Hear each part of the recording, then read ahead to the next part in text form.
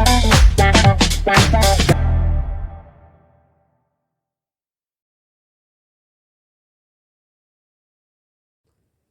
Students, पिछली बार आपने cell के बारे में पढ़ा था, सेल की थ्योरी के बारे में पढ़ा था। हमको सबसे पहले चैप्टर का नाम है the fundamental unit of life, मतलब लाइफ किसके कारण एग्जिस्ट करती है। तो हमने सेल के बारे में पढ़ा था, जिसको रॉबर्ट हुक ने सबसे पहले सेल का नाम दिया था।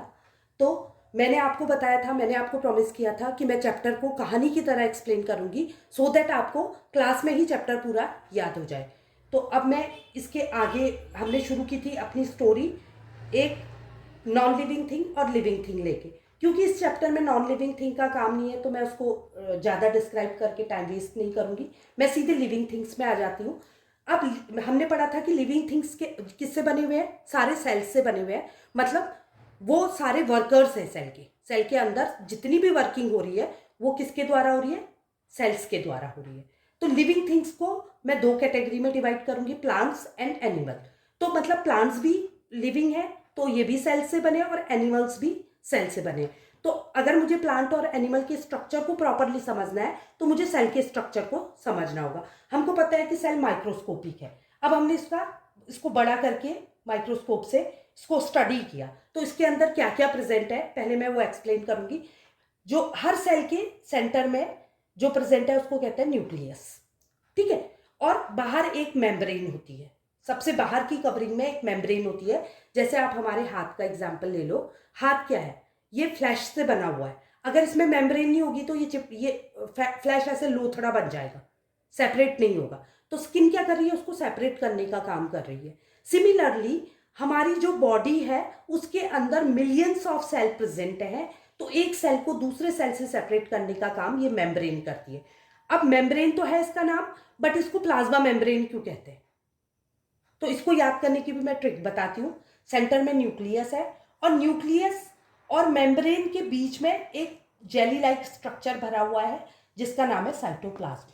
और क्योंकि साइटोप्लाज्म के को प्रोटेक्ट करने का काम मेम्ब्रेन कर रही है, इसीलिए इसका नाम पड़ा है प्लाज्म से प्लाज्मा मेम्ब्रेन।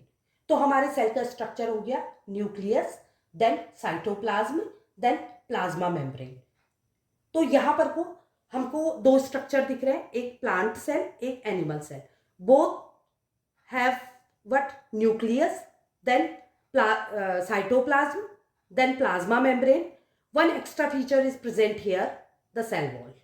ठीक है, तो इसमें एक सेल वॉल एक्स्ट्रा है।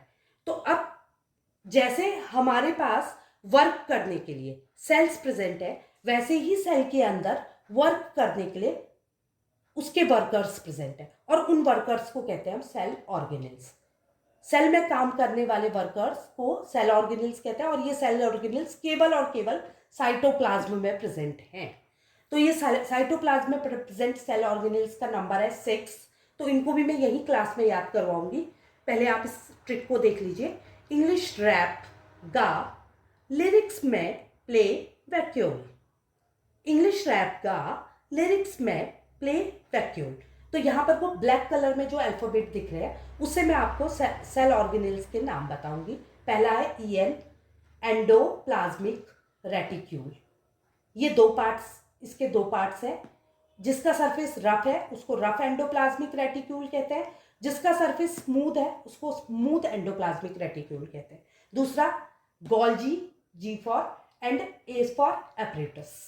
तीसरा है लाइजोसोम्स। चौथा है M for mitochondria, PLA plastids, and then vacuoles. ये 6 जो ऑर्गेनल्स हैं ये साइटोप्लाज्म में प्रेजेंट रहते हैं, और ये हमारे सेल के वर्कर्स हैं। अब इनके फर्दर फंक्शंस के बारे में और न्यूक्लियस के बारे में मैं नेक्स्ट वीडियो में डिस्क्राइब करूंगी। अगर आपको वीडियो पसंद आ रहा है तो प्लीज़ लाइक, शेयर और सब्सक्राइब करें। Thank you.